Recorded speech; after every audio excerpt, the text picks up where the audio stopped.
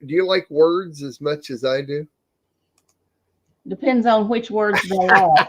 I'm not falling for that one. Mark. Well, I have and I think you were on one of the very first shows, but I have something a game I like to play, and it's not really a game, but it's a game to me, and it's called Words, Words Not, and I have I have two different folders in my email, and one of them is words and one of them is words not. And every day I get a new email from a company. It's called Dr. Good Word, but I think it's actually Good Word. Let's see. No, what is it? It's alphadictionary.com, and you can go there and they'll send you a word every day. I just love getting words. And so what I'm going to do is I'm going to scroll through. We're going to start with words, and I'm going to scroll back and forth through my folder of words. And when you say stop, I am going to click on a word, and we'll see if we can't define that word and use it. So I'm scrolling. These are words that we should know. So say stop, and I'm not even looking at the list. So when you say stop, okay, there. Okay. Oh, well, why didn't you pop up? Oh, here we go. Costume. That's an easy word, is costume. And would you like to give a definition of the word costume in your own definition?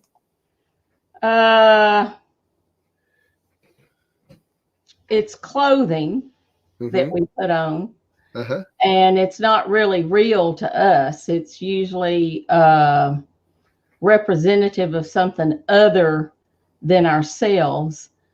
And it could be like when you're in a play and you're in the 1700s, you're going to be wearing clothes of the 1700s. I love it. Good. Very, very well. Very well you're put. A superhero. That's right. That's right. Very well put. I mean, if somebody really didn't understand that word, I love to be able to stop and think of words like this, and how would I explain it to somebody that doesn't really understand. So the definition is a style of dress characteristic of a particular culture or period, as the national costume of Serbia, for instance. Clothing worn as a disguise is another way to look at it. It's the word history is an old-fashioned spelling of custom, is what it is. That's interesting. See, I love to know the history of words too. I think that's always cool. So the word costume is actually an old-fashioned spelling of custom.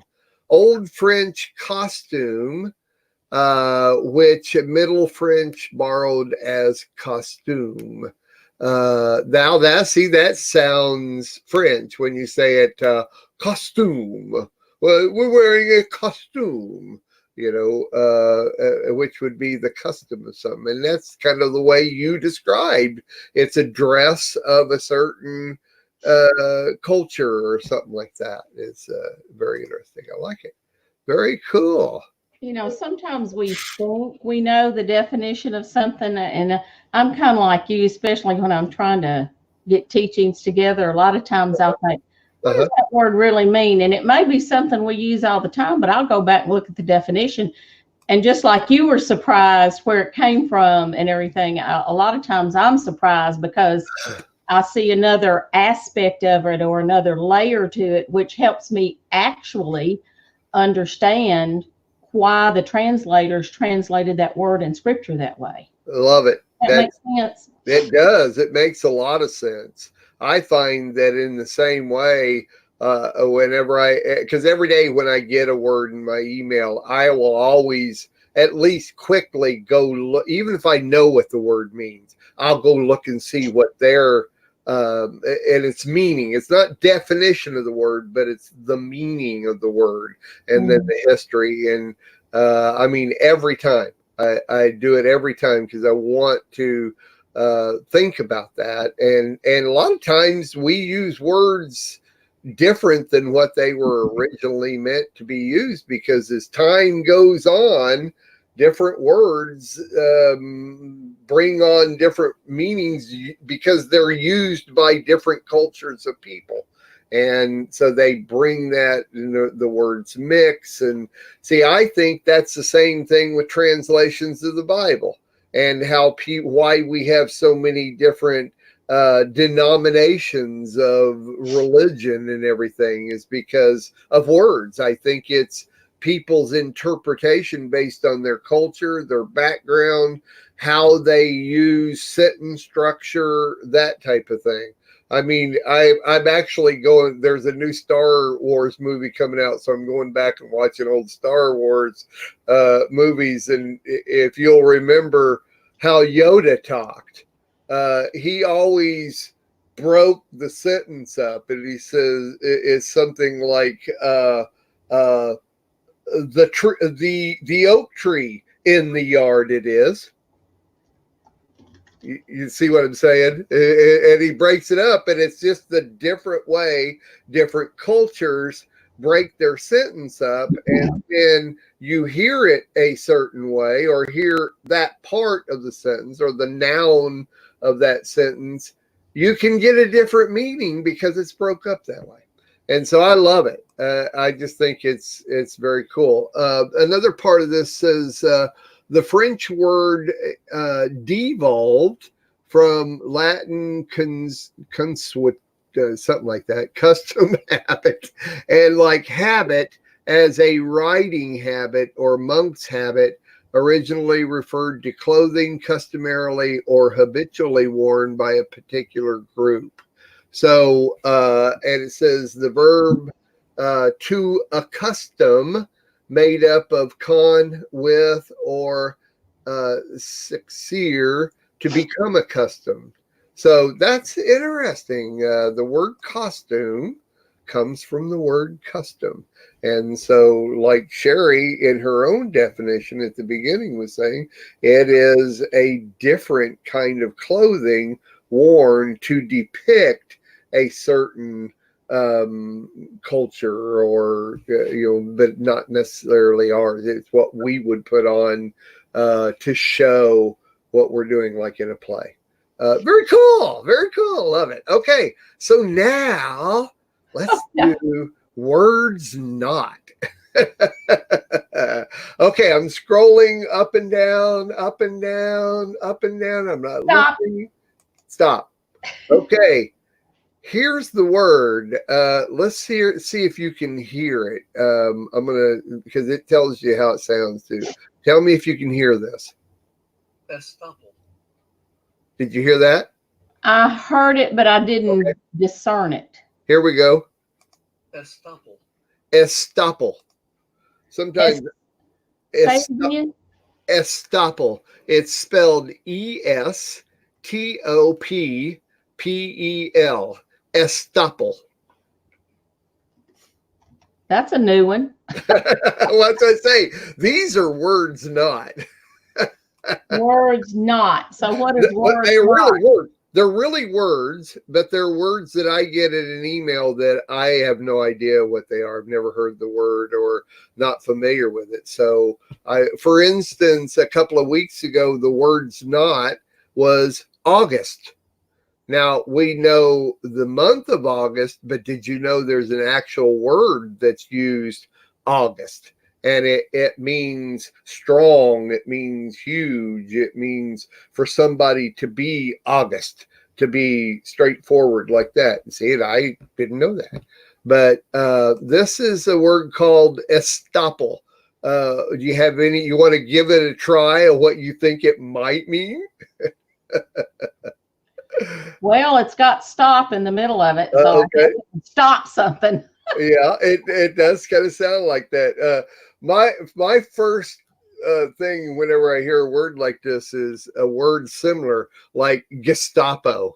Like a German word, the Gestapo is like a police force or something like that, or military police or something like that.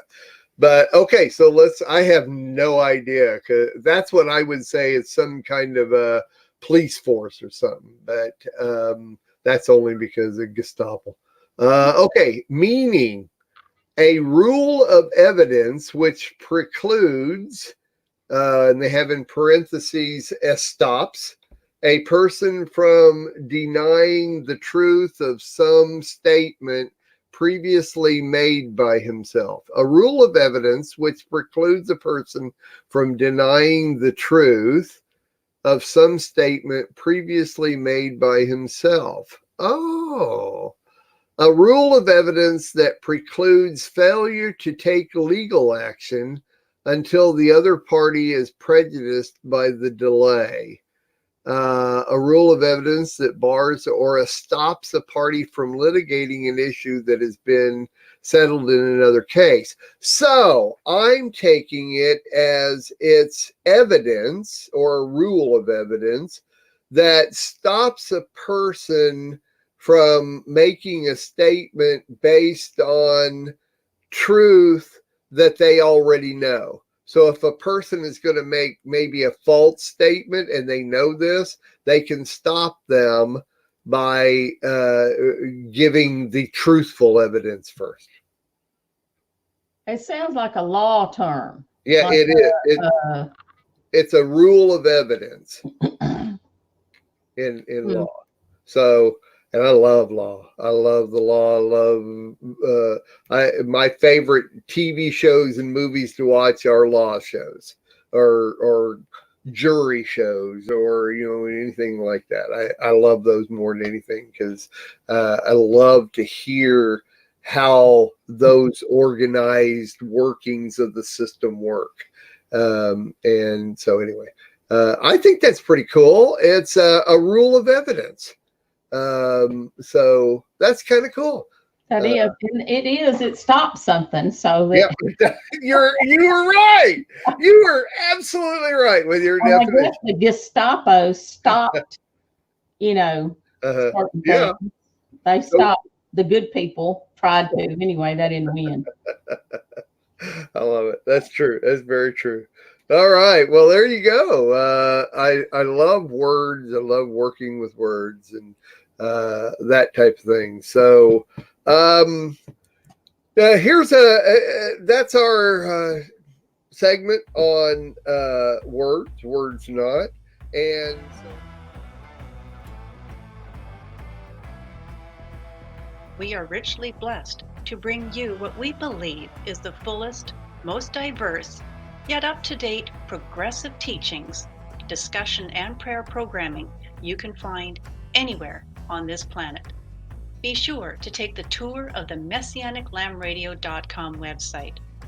I'm Susan Hoogie, thanking you for joining us on the Messianic Lamb Video Network.